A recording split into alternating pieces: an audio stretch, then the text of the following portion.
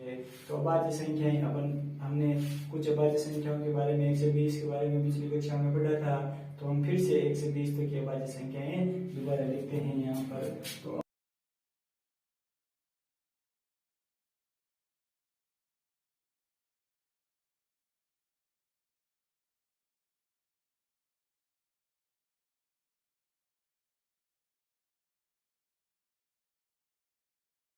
तो ये मैंने कुछ अभाज्य संख्याएं लिखी है।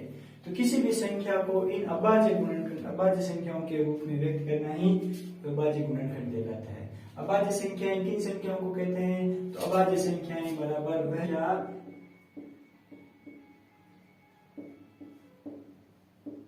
जो एक व स्वयं संख्या स्वयं से भाजित हो और किसी से भी भाजित ना हो। दो ही संख्याओं से भाजित होगी, या तो 1 से भाजित होगी या वो खुद स्वयं से भाजित होगी। जैसे 2 है तो 2 केवल 1 से भाजित होगा और 2 स्वयं 2 खुद 2 से ही भाजित होगा। इसी प्रकार 3, इसी प्रकार 5, 19 ले लेते हैं अपन। तो 19 या तो 19 1 से भाजित होगा या 19 से भाजित होगा, 19 स्वयं। ठीक है, तो इस प्रकार की संख्याओं को अभाज्य संख्याएं कहते हैं।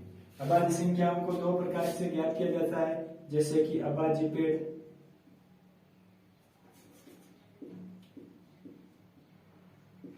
जैसे कि अभाज्य वृक्ष के रूप में बताना, और भाग विधि के द्वारा। हम दोनों ही विधियों को इस चैप्टर के अंदर हम दोनों ही विधियों को करेंगे। तो सबसे पहले किसी एक संख्या को लेते हैं उदाहरण के तौर पर, और फिर हम समझेंगे कि किस प्रकार अभाज्य संख्याएं ज्ञात की जाती है। तो सबसे पहले अपन वृक्ष विधि को अभाज्य वृक्ष विधि के द्वारा हम संख्या को सरल करना चाहेंगे। तो मैं सबसे पहले एक छोटी सी संख्या को लेता हूँ। छोटी सी संख्या जैसे मान लो कि हम 10 को लेते हैं। तो एक कोई संख्या 10 है जिसकी हमें अभाज्य वृक्ष विधि के द्वारा फ्रैक्शन ट्री जिसको कह सकते हैं अपन इंग्लिश में, तो हम फ्रैक्शन ट्री बनाएंगे उसका। तो फ्रैक्शन ट्री के माध्यम से अभाज्य संख्याएं ज्ञात कर सकते हैं। तो अब देखेंगे कि सबसे पहले 2 में किसी का भाग जाता है, 10 में किसका भाग जाता है? तो 10 में 2 का भाग जाता है। छोटी से छोटी संख्या 10 में 2 का भाग जाता है। 2 का भाग कितनी बार जाता है? तो 2 का भाग 5 बार जाता है। इसको 2 टुकड़ों के रूप में लिखा जा सकता है, 2 गुना 5। तो ये इसका एक अभाज्य संख्या बन गई।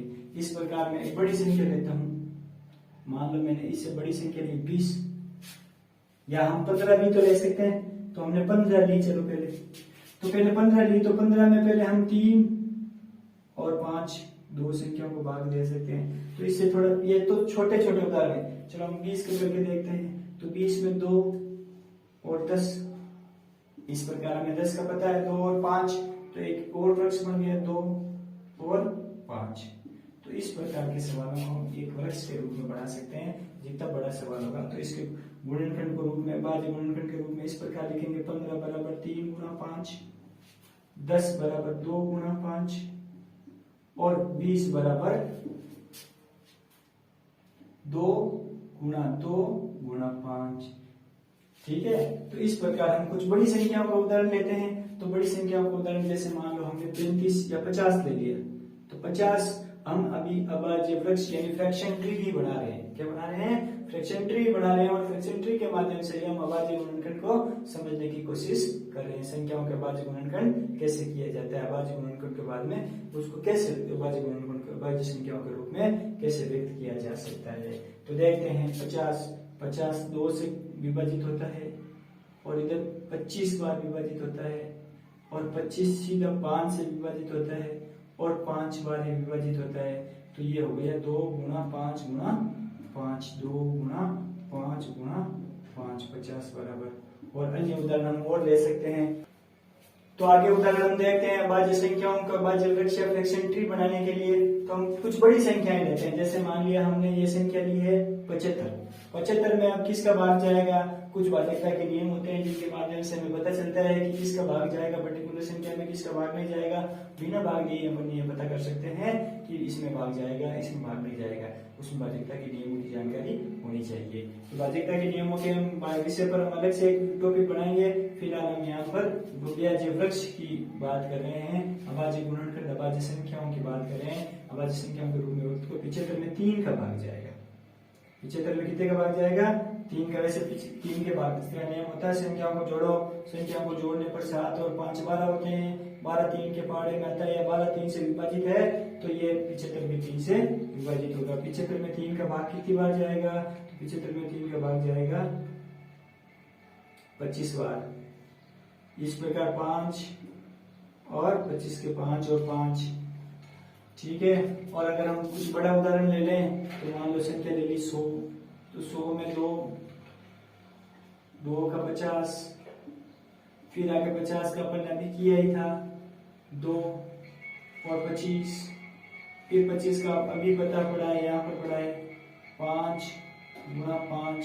तो इसको 100 को अभाज्य संख्याओं के रूप में किस प्रकार लिखेंगे, 2 गुणा 2, 2 गुणा 2 गुणा 5 गुणा 5 गुणा 5 गुणा 5। और यहाँ पर मैं बताना भूल गया, 75 को अभाज्य संख्याओं के रूप में किस प्रकार लिखेंगे, 75 बराबर 3 गुणा 5 गुणा 5, 3 गुणा 5 गुणा 5। इस प्रकार अभाज्य गुणनखंड के रूप में लिखेंगे। कुछ और बड़े उदाहरण लेते हैं, आगे बढ़ते हैं बड़ी संख्याओं के लिए। तो मान लिया हमने एक उदाहरण लिया 150, 150 का फ्रैक्शन ट्री बनाना है अपन को।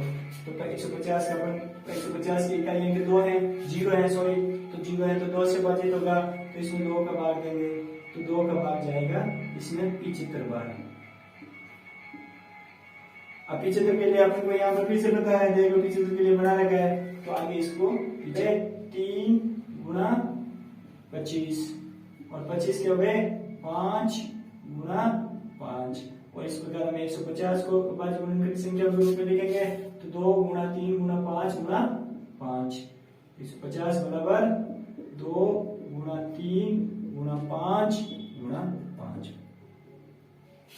तो इस प्रकार हम ये अभाज्य संख्याओं का एक वृक्ष, ये तो एक अलग अलग नियम है इसके बाद से। अब हम आगे समझेंगे भाग विधि के माध्यम से अभाज्य गुणनखंड किस प्रकार ज्ञात किया जाता है। तो सबसे सरल और आसान तरीका है, आगे देखते हैं। तो साथियों, अब तक हमने देख लिया अभाज्य वृक्ष के माध्यम से अभाज्य गुणनखंड के रूप में लिखना। अब भाग विधि के द्वारा हम आगे संख्याओं में भाग देंगे और भाग के माध्यम से अभाज्य गुणनखंड ज्ञात करेंगे। तो मान लो हमने कोई संख्या लिखी है, ये मान लो हमने संख्या लिखी है 80, ये 300, और ये अलग अलग उदाहरण है। हमने 1 नंबर, 2 नंबर और 3 नंबर, 3 उदाहरण लिए हैं। 750, इसमें हमें अभाज्य संख्याएं भाग विधि से ज्ञात करनी है।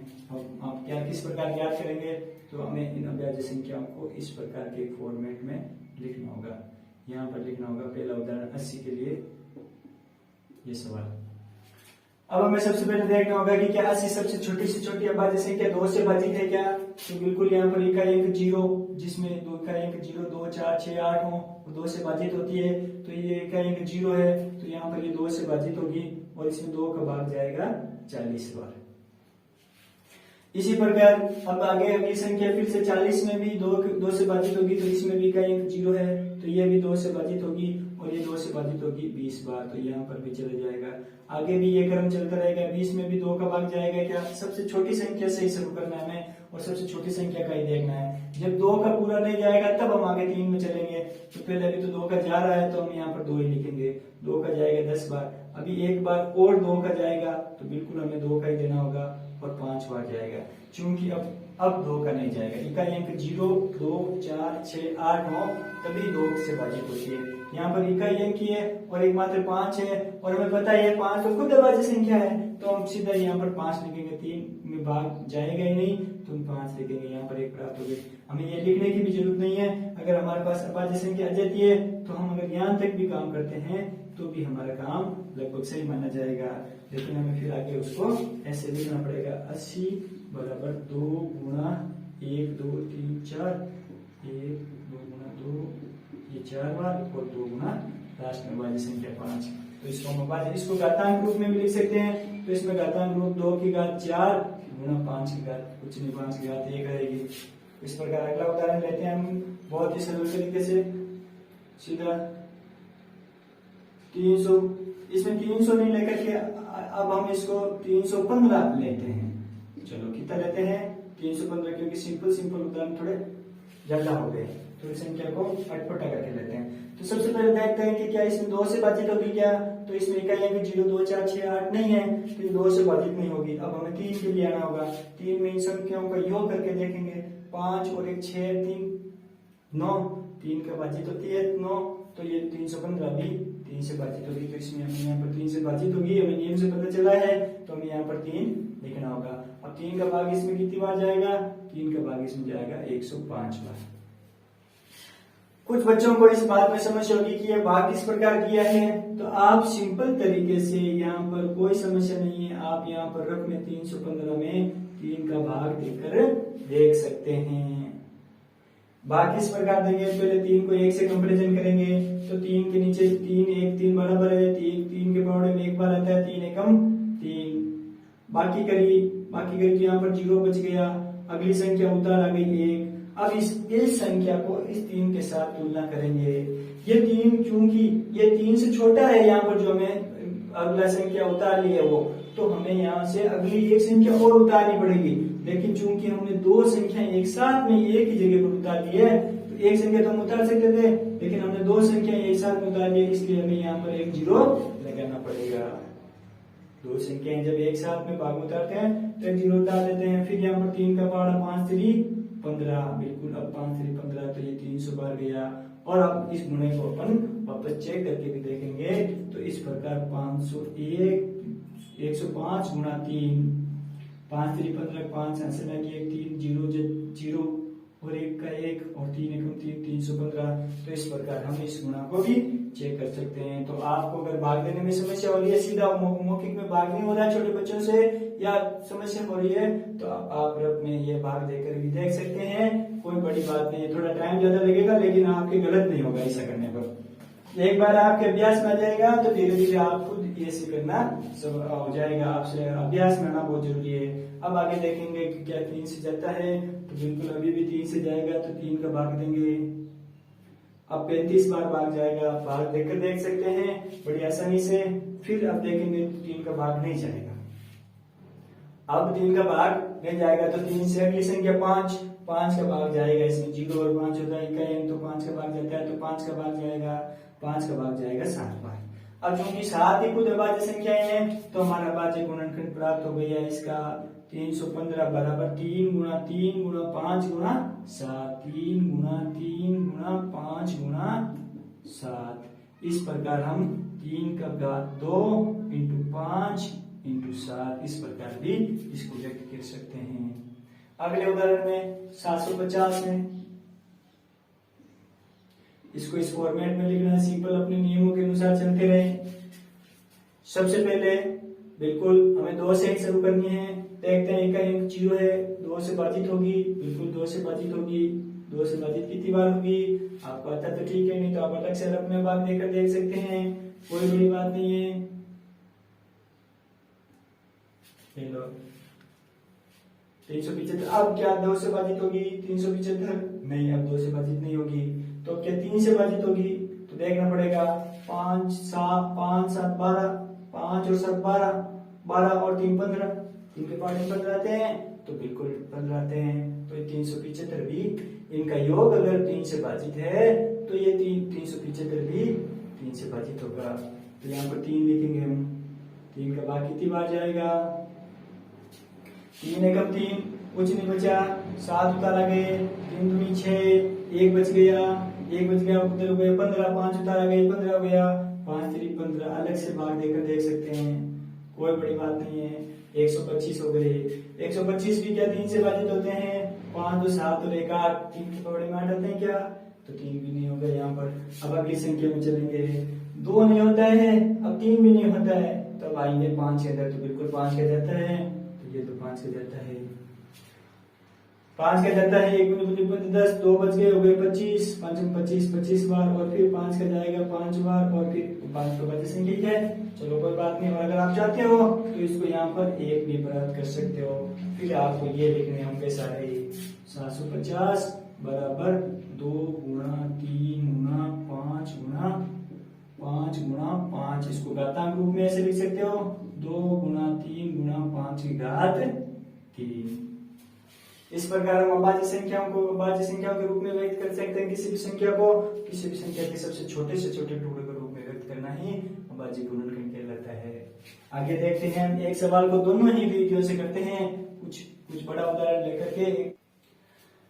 तो हम एक उदाहरण बड़ी संख्या लेंगे, कुछ बड़ी संख्या थोड़ी कठिन संख्या लेने की प्रयास करेंगे और उनको दोनों ही फ्रैक्शन ट्री और भाग विधि दोनों से, डिवाइडेशन मेथड और फैक्टर ट्री दोनों ही तरीकों से करने की एक ही सवाल को कोशिश करेंगे ताकि आपको पूरा कंसेप्ट क्लियर हो। तो हम एक संख्या अपने मन से लेते हैं, तो ये संख्या ले ली मैंने, मान लो 1250। तो इसको पहले फ्रैक्शन ट्री के माध्यम से, तो 1250 के इकाई अंक में 2 है, तो ये 2 से भाजित होगा, तो एक तरफ 2 लिख दो।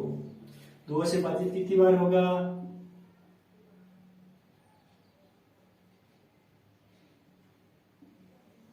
ये लो, 2 से भाजित हो गया। अब आगे ये 2 से भाजित नहीं होता, 3 से होगा क्या? नहीं होगा, तो ये 5 से होगा, 5 से होगा और ये 125 बार होगा। आगे इसका और फ्रैक्शन बनेगा, तो ये भी 5 को 25 बार विभाजित करेगा और फिर आगे 25 और 5 बार विभाजित करेगा। तो आगे हम देखेंगे, इसको फ्रैक्शन के रूप में लिखने की कोशिश करेंगे, तो 2 गुणा 5 गुणा 5 गुणा 5 गुणा 5, तो 1250 बराबर 2 गुणा 5 गुणा 5 गुणा 5 गुणा 5, या फिर 2 गुणा 5 की घात 4। इस प्रकार भी हम इसको लिख सकते हैं। अब इसको भाग विधि के माध्यम से करने का प्रयास करेंगे, तो इसको ऐसे फॉर्मेट में लिखेंगे, 1250 2 से भाजित होता है, इकाई अंक 0 है, तो 2 इसके आधे कर दो, भाग अलग से देकर देख लो।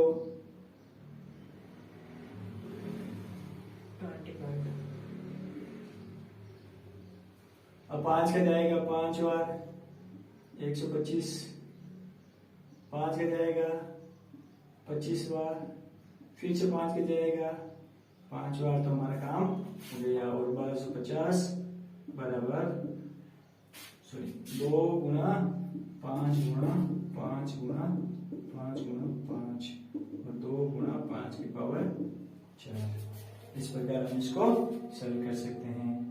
आगे की क्लास में हम देखेंगे कि अभाज्य गुणनखंडों के माध्यम से HCF कैसे प्राप्त करते हैं। तो अगली क्लास हम, जब कल अपनी क्लास लगेगी, तो हम HCF विषय पर चर्चा करेंगे। मैं समझ सकता हूँ कि एलसीएम का चैप्टर आपको समझ में आया होगा। अगर एलसीएम के चैप्टर में कुछ कमी रही है, तो आप HCF का चैप्टर पूरा देखना, उसके माध्यम से एलसीएम निकालने में और आसानी होगी। उसका एक दूसरा तरीका भी है जिस पर हम कल चर्चा करेंगे, एलसीएम और दूसरे तरीके से कैसे निकाल सकते हैं। धन्यवाद।